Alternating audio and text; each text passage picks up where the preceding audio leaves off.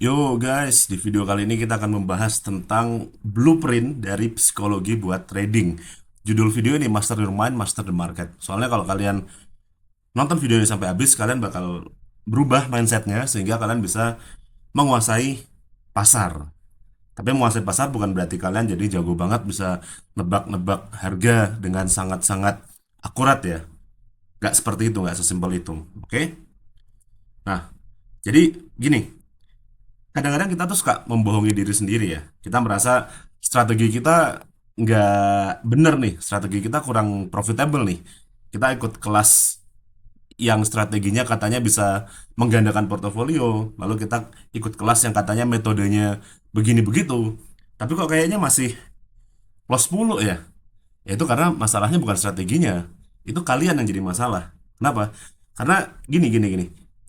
Masalah dari strategi itu sebenarnya simple. Tapi yang masalah besar itu dari diri kalian. Coba makanya nanti tonton video ini sampai habis. Nanti akan insya Allah kalian akan berubah jadi trader yang lebih baik ya. Dan ini berlaku di saham, forex ataupun kripto ya. Nah, kita suka terjebak di yang namanya illusion of a perfect strategy. Coba berapa kali coba kalian berganti-ganti strategi. Tadinya pakai candlestick, berubah jadi indikator, berubah jadi Elliott wave, berubah jadi bahkan astrologi, berubah jadi Fibonacci dan segala macam. Terus berapa kali kalian ikut kelas atau ikut grup berbayar atau ikut kata influencer ini dan itu gitu. Coba jujur sama diri sendiri.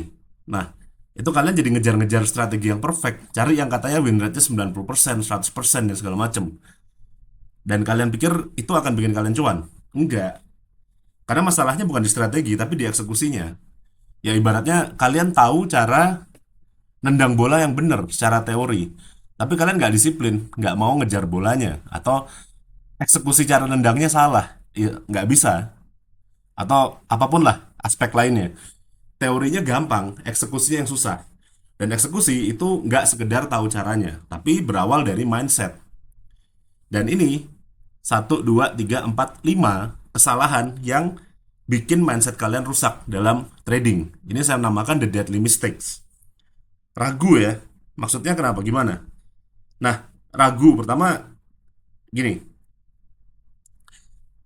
kadang kata strategi yang kalian bilang udah bagus itu masuk atau exit, tapi kalian masih aja ngerasa ah enggak ah, aduh mau masuk takut turun lagi ya. Atau aduh mau exit tapi nanti bisa naik lagi nih. Kalau taunya nggak jadi turun gimana? Kalau taunya nggak jadi naik gimana?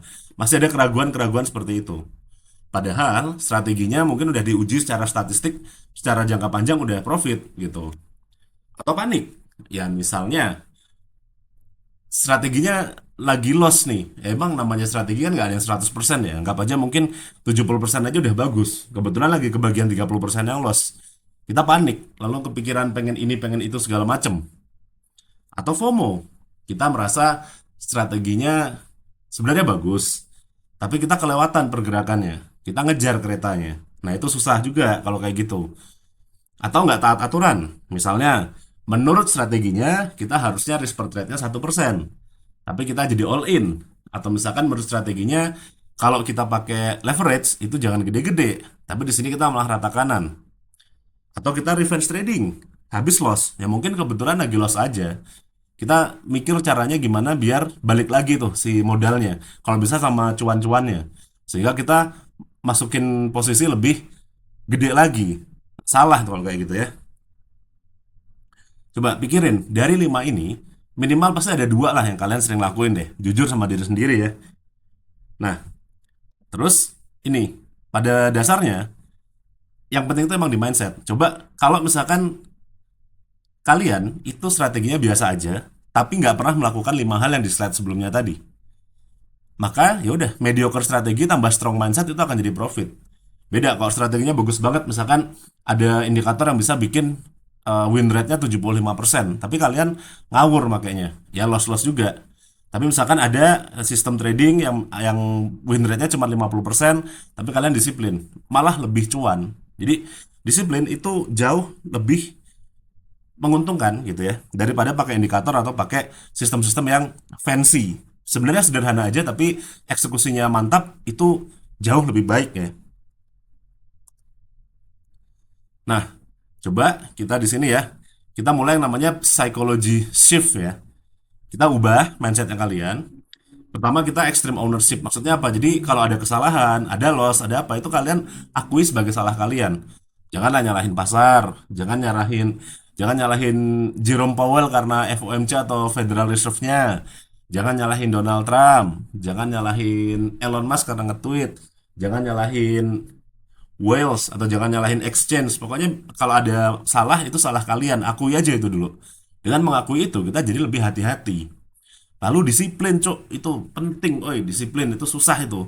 Tapi itu kunci gitu. Kalau kalian nggak disiplin ya percuma.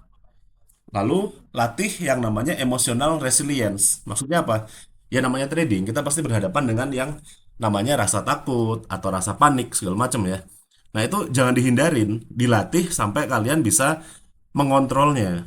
Ingat, pada saat kalian masih kecil, ya saya ngalamin ya, takut tuh kamar mandi loh, malam-malam minta dianterin. Takut ada ini, takut ada itu, ada hantu segala macam. Tapi ya lama-lama pas sudah gede, ya harus sendiri kamar mandi gitu. Masa mau temenin terus? Nah, kan awal-awal takut ya, lama-lama ya udah biasa aja. Sama, trading juga gitu. Awal-awal mungkin kita takut loss, kita panik saat loss. Ya dilatih biar jadi biasa aja loss itu. Jadi kan bagian dari permainan. Ya dengan catatan kita nggak boleh asal loss terus ya. Nah, sekarang ini coba nih. Ini ada permainan, bukan permainan, tantangan buat kalian ya. 1% Mindset Challenge ya. Jadi saya pengen kalian berubah jadi top 1% trader ya. Dengan ngubah mindsetnya dulu aja. Caranya sederhana banget. Nih, pilih satu strategi yang kalian yakin bisa lah. Banyak strategi itu mulai dari cuman masuk di Ichimoku Cloud doang gitu. Atau misalkan cuma pakai moving average doang. Atau pokoknya strategi sederhana deh.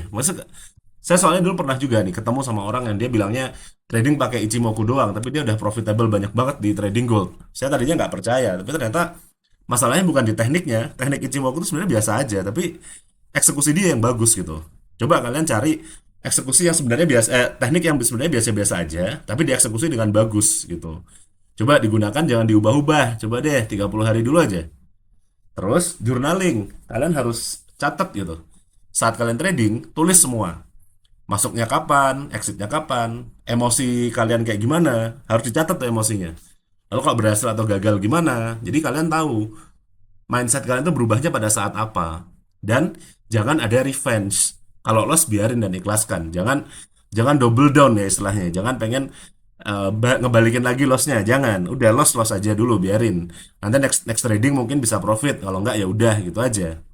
Oke, coba ya kayak gitu ya. Nah, dan terakhir ingat, trading itu bukan sprint, trading itu maraton. Jadi konsisten itu jauh lebih bagus daripada sempurna. Jadi kalian profit, misalkan profitnya 5% sebulan, tapi terus-terusan selama setahun, ya kan?